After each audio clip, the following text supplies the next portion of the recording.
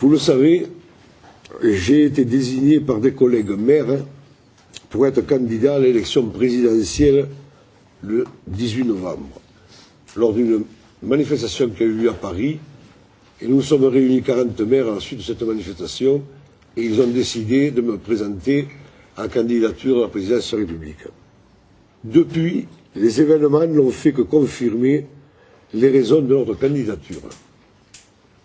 Hier, je participais à l'émission France-Europe Express où Mme Merkel, qui prend la présidence de l'Union européenne, il a déclaré « Nous allons faire notre travail. Le débat énergétique ne dépend pas du résultat des élections en France. » Autrement dit, si vous élisez un gouvernement et des députés qui voudraient renationaliser EDF-GDF, ils ne pourront pas le faire parce que l'Union européenne a décidé la privatisation comme celle de tous les autres services publics. C'est la violation du suffrage universel. C'est l'interdiction à un gouvernement et à un parlement élu au suffrage universel de décider d'appliquer le mandat qu'ils ont reçu du peuple. C'est pourquoi nous disons rupture avec l'Union européenne. Et je constate que je suis le seul candidat à le dire. Vous savez que nous sommes 2500 conseils municipaux qui avions délibéré pour garder nos bureaux de poste. Le journal Le Monde a titré « Le prix unique du timbre remis en cause par Bruxelles ». Et ce journal a malheureusement raison. Parce qu'au nom de la libération de la Poste, l'État n'a plus le droit d'intervenir pour imposer l'égalité tarifaire. L'article 87 du traité de Maastricht interdit toute aide accordée par les États ou aux moyens de ressources d'État, sous quelque forme que ce soit, qui fausse ou menace de fausser la concurrence en favorisant certaines entreprises ou certaines productions. Mes collègues du Haut-Var, dont les routes ne seront pas déneigées par la DDE, n'auront plus de courrier.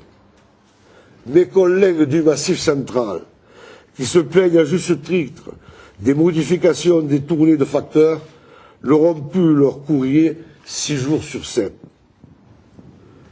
Avons-nous raison de dire maintien du bureau de poste, abrogation de la directive postale numéro 97/60/CE et de la directive 2002/39/CE qui ouvre l'ensemble du courrier à la concurrence?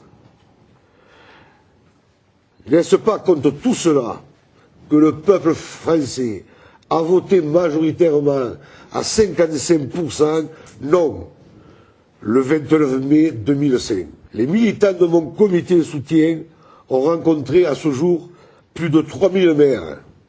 Ils sont nombreux, mes collègues, qui partagent les thèmes de notre campagne. Nous voulons défendre nos 36 000 communes face à l'intercommunalité forcée. Et est-ce la démocratie, lorsqu'on intègre une commune contre sa volonté dans une communauté de communes en lui confisquant ses compétences ainsi que ses revenus? Mon ami le maire de Maine-Magne, en Eure-et-Loire, vient de m'informer.